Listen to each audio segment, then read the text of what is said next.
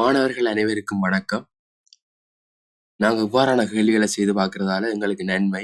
ஏனென்றா நீங்க கடந்த கால வினாத்தாள்கள் எடுத்து பாருங்க.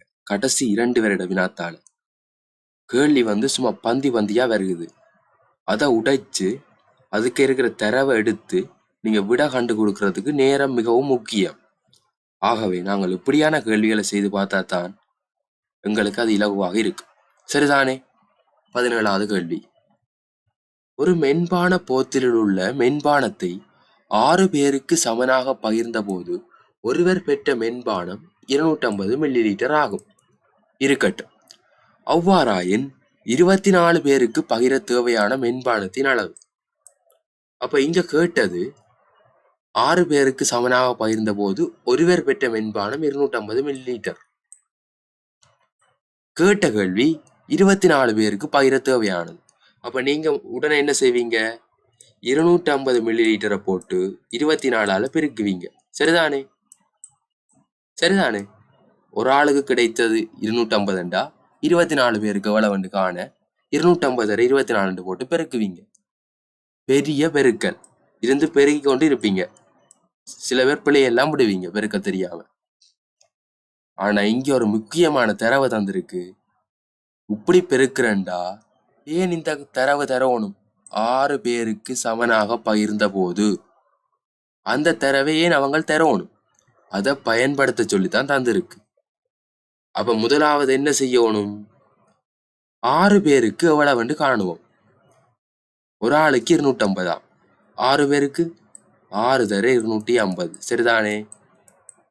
சைவர் அப்படியே இருக்கணும். பின்னுக்கு 6 5 30, 3 மிச்சம் 6 2 12, 12 3 15, 1500 மில்லி லிட்டர். சரிதானே? 6 பேருக்கு. கேட்ட கேள்வி 24 பேருக்கு. உங்களுக்கு தெரியும், வாய்ப்பாடு தெரிஞ்சிருக்கணும். 6 4 24. அப்ப 6 பேருக்கு பகிர தேவையானதை போல 4 மடங்கு தான் 24 பேருக்கு பகிர தேவையான மென்பானம். சரிதானே? 6 பேருக்கு பகிர தேவையானது போல 4 மடங்கு தான் 24 பேருக்கு தேவையான மென்பானம். அப்ப என்ன செய்யணும்? இந்த 1500 4ஆல பெருக்கணும். 4ஆல பெருக்கணும். 4 சைவர் சைவர் சைவர், 4 5 20, 2 மிச்சம், 4 1 4 2 6, 6000 மில்லி லிட்டர். அடுத்தது விடைய பாருங்கோ. 6000 மில்லி லிட்டர் எல்லாம் லிட்டர்ல எல்லாம் இருக்குது. 6000 மில்லி லிட்டரை லிட்டராக என்ன செய்யணும்? 1000ஆல பிரிக்கணும். ஏன் 1000ஆல பிரிக்கணும்? 1 லிட்டர் 1000 மில்லி லிட்டர்ன்றபடியா உங்களுக்கு அலகு மாற்றங்கள் எல்லாம் தெரிஞ்சிருக்கணும். ஆகவே இந்த கேள்விக்கான சரியான விடை 6 லிட்டர். சரிதானே மாணவர்களே? இந்த கேள்வியில உங்களுக்கு என்னென்ன தெரியணும்? பெருக்கல். பெருக்கல் முக்கியம். வாய்ப்பாடு. லிட்டரை மில்லி லிட்டரா மாத்துறது, மில்லி லிட்டரை லிட்டரா மாத்துறது, அலகு மாற்றம். வேற என்ன தெரியணும்? வேற பிரித்தலும் தெரியணும். 6000 1000ஆல பிரித்தல். பாத்தீங்களா ஒரு கேள்விக்கு இவ்வளவு வருகுதுண்டு. சரிதானே மாணவர்களே? மிகவும் முக்கியமானதா 18வது கேள்வியை பார்க்க போறோம். ஒரு கனவுருவில் அதிகபட்சம் சமனாக இருக்கக்கூடிய முகங்களின் எண்ணிக்கை. உங்களுக்கு தெரியும், கனவுருவுக்கு 6 முகம். சரிதானே? இது மிகவும் குழந்தை பிள்ளை கேள்வி. 2 சதுர முகமும் 4 செவ்வக முகமும். சரிதானே? அப்ப அதிகபட்சம் சமனாக இருக்கக்கூடிய முகங்களின் எண்ணிக்கை எவ்வளவு? 4 முகங்கள். சரிதானே மாணவர்களே? 4 முகங்கள் தான் அதிகபட்சம் சமனாக இருக்கலாம். சரி, இப்படி ஒரு கேள்வி வருகுது. இப்ப நீங்க ஒரு தீப்பெட்டி எடுத்து பாருங்க. தீப்பெட்டி என்ன? கனவுரு.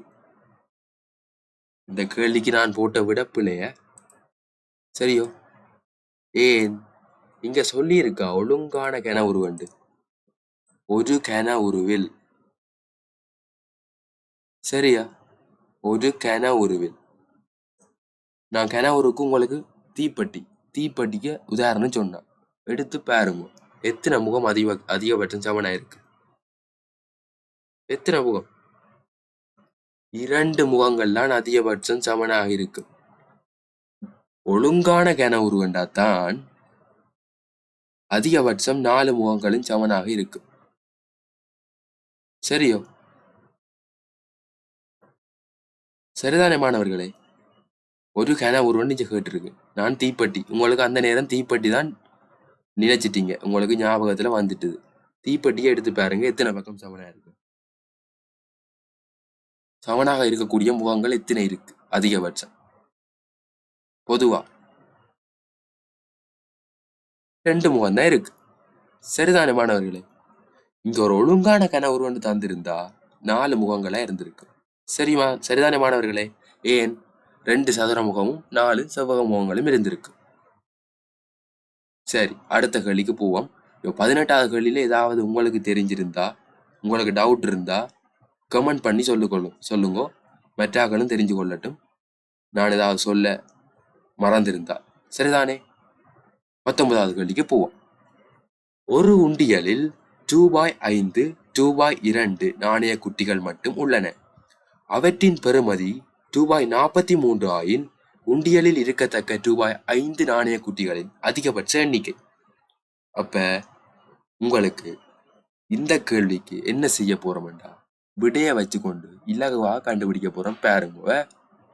விடைய வச்சுக்கொண்டு இலகுவா கேள்வியை தட்ட போறோம் பாருங்க. 5 ரூபா குத்தியும் 10 ரூபா குத்தியும் இருக்கா. கேட்ட கேள்வி ரூபாய் 5 நாணய குட்டிகளின் அதிகபட்ச எண்ணிக்கை. பார்ப்போம். முதலாவது விடையை எடுக்க போறோம்.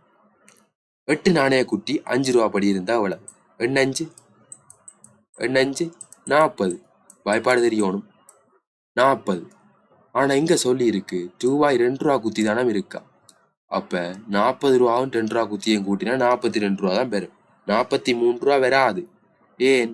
அவற்றின் பெறுமதி ரூபாய் 43 ஆகும். அப்ப முதலாவது விட பிழை, தட்டியாச்சு. 2வது எடுப்போம். 7 நாணய குட்டியா. 7 நாணய குட்டி 5 ரூபா படி. 7 5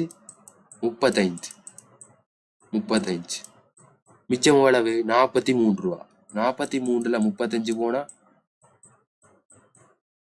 13ல 5 போனா 8 ரூபா. அப்ப 10 ரூபா நாணயங்கள் 8 ரூபா இருக்குது. அப்ப எத்தனை 10 ரூபா நாணயம்? 4 2 ரூபா நாணயங்கள் இருக்கு. இது சரியா வருகிறது. ஆகவே இந்த கேள்விக்கு சரியான விடை 7 நாணய குட்டிகள். 3வது விடையை எடுப்போம். 5 நாணய குட்டிகளா.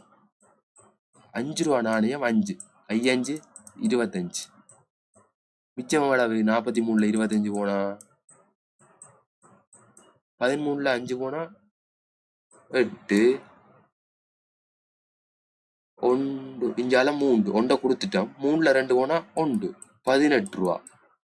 18 ரூபா 2 ரூபா படி இருக்கலாம். 9 குத்தி இருக்கலாம். சரிதானே? ஆனா கேட்டது இதுல கவனமா பாருங்கோ. குட்டிகளின் அதிகபட்ச எண்ணிக்கை 5 ரூபா குட்டிகளின் அதிகபட்ச எண்ணிக்கை. அப்ப 7 நாணய குட்டி அதிகபட்ச எண்ணிக்கையோ 5 நாணய குட்டி அதிகபட்ச எண்ணிக்கையோ? 7 நாணய குட்டி தான் அதிகபட்ச எண்ணிக்கை. சரிதானே மாணவர்களே? சரி, அடுத்த கேள்விக்கு போறோம். ஒரு எண்ணை 4 பெருக்கி 7 கூட்டினால் அவ்வெண்ணாக அமையக்கூடியது. அப்ப இங்க நீங்க செய்ய வேண்டியது ரிவர்ஸ்ல பின்னிக்கு இருந்து தான் போகணும். விடைய ஒவ்வொன்றா எடுத்து பின்னிக்கு இருந்து போறீங்க பாருங்க. இந்த மாதிரியான கேள்விகளுக்கு நேரம் பிடிக்கும். சரிதானே? சரிதானே மாணவர்களே? ஒரு எண்ணை 4 பெருக்கி 7 கூட்டினால் அவ்வெண்ணாக அமையக்கூடியது. சரிதானே? பாப்போம். ரிவர்ஸ்ல போறேன். கடைசியா என்ன செய்து கிடக்கு? 7 கூட்டி கிடக்கு. அப்ப 3லேயும் இருந்து 7 கழிக்க போறேன். முதலாவது வேலை 49ல 7 போனா 42. 56ல 7 போனா 16. இஞ்சால 7 கழிச்சா 9 49. சரி, 43ல 7 போனா இஞ்சால இந்த ஒன்றை கடந்துட்டா 13. 7 கழிச்சா 13ல 7 போனா 6 36. சரி, சரிதானே? இப்ப ஒரு எண்ணை 4 பெருக்கி, அப்ப அந்த எண்ணை 4 பெருக்கித்தான் இந்த 42 49 36 வந்தது. அப்ப என்ன செய்யணும்? 4ஆல பிரிச்சு பார்ப்போம். பிரிபடுதோண்டு 42 4ஆல பிரிக்கலாமோ? பிரிச்சு பார்ப்போம். 1 4 அங்கால 2 தசத்துல வரப்போகுது. அப்ப இது பிள்ளை முதலாவது விட பிள்ளை. ரெண்டாவது பார்ப்போம். 49 4ஆல பிரிக்கலாமோண்டு பிரிச்சா 1 4 அங்கால 4 2 8 1 மிச்சம் தசத்துல வரப்போகுது. அப்ப ரெண்டாவதும் பிள்ளை. சரிதானே? 36 பிரிப்போம் 4ஆல. 9 36. இதுதான் மிகவும் பொருத்தமான விடை. 3வது விடைதான் சரியானது மாணவர்களே. சரிதானே? இப்படித்தான் செய்கிறது. சரிதானே மாணவர்களே? தொடர்ச்சியா அடுத்த வீடியோவில் சந்திப்போம். நான் ஏற்கனவே சொன்னால் பல வீடியோக்கள், பல கேள்விகள், பல மாகாண பேப்பர்கள் எங்களோட சேனலில் அப்லோட் செய்யப்பட்டிருக்கு. இதையும் இதோட சேர்த்து பார்த்து கொண்டா உங்களுக்கு மிகவும் நல்லது. நன்றி மாணவர்களே, சந்திப்போம்.